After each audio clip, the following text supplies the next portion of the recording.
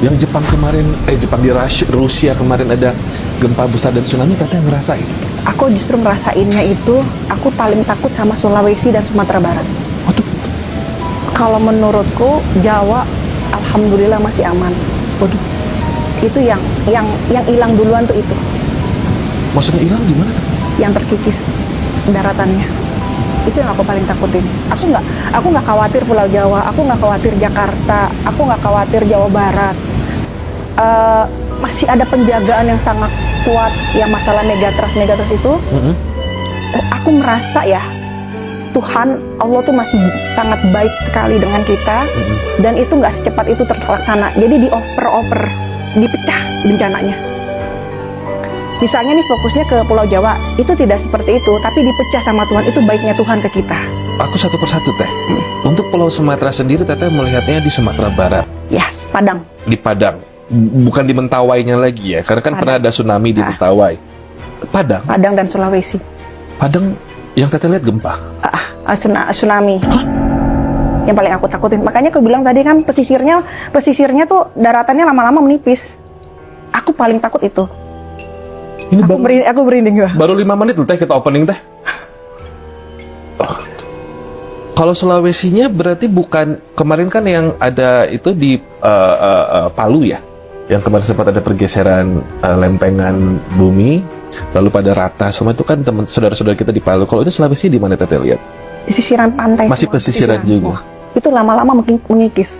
Jadi misalnya air laut di sini akan lama-lama ke tengah. Itu yang aku takutin. Yang kasihan tuh Sulawesi dan Padang. Sulawesi di mana, Teh, yang Teteh lihat? Gorontalo. Tapi jangan jadi takut ya. Aku jadi ini nih. Iya.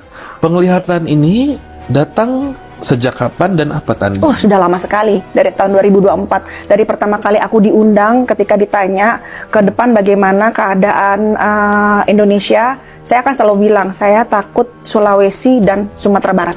Itu aja. Pulau Jawa saya tidak khawatir karena Tuhan Maha Baik, Allah Maha Baik.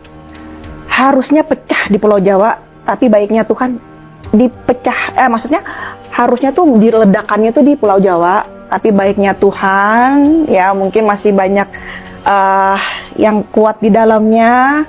Jadi dipecah bencana itu. Jadi jangan khawatir, insya Allah untuk Pulau Jawa. Ini kan berhubungan dengan laut.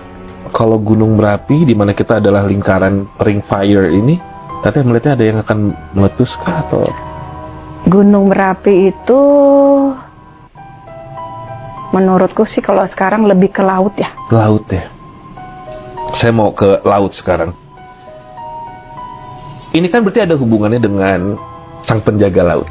Yes. Let's say kita tahu lah yang namanya laut itu dijaga dengan segala macam jenis ciptaannya Allah, jin ciptaannya Allah. Ya.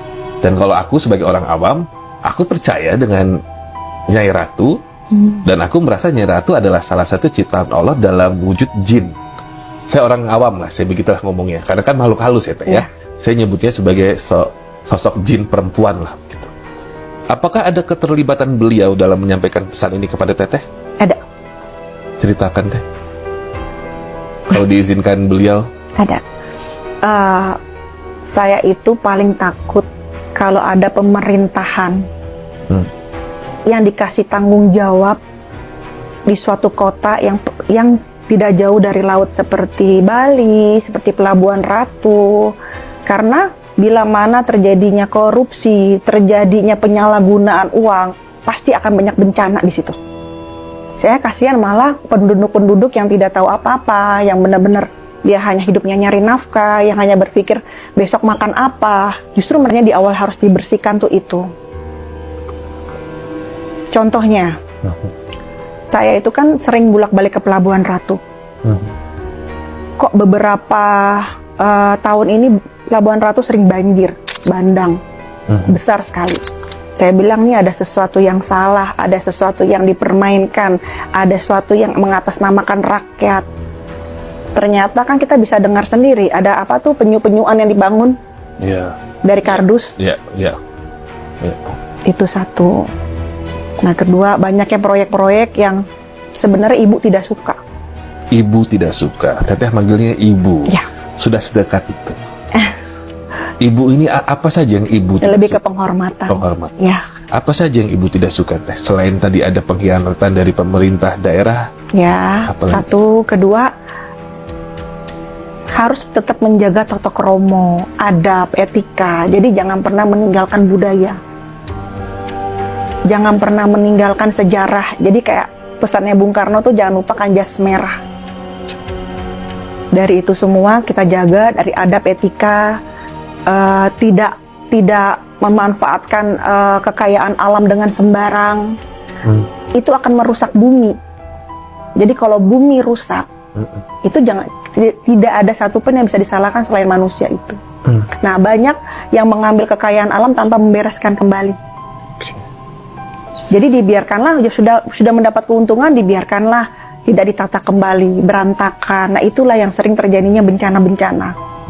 Sebenarnya bencana itu nggak perlu kita menanyakan kepada hal goib, atau kita menanyakan juga kepada Tuhan, menyalahkan. Kita introspeksi juga gitu loh. Kamu bongkar ya, kamu juga harus tata kembali. Dan itu sampai nggak kepada orang-orang di sekelilingnya.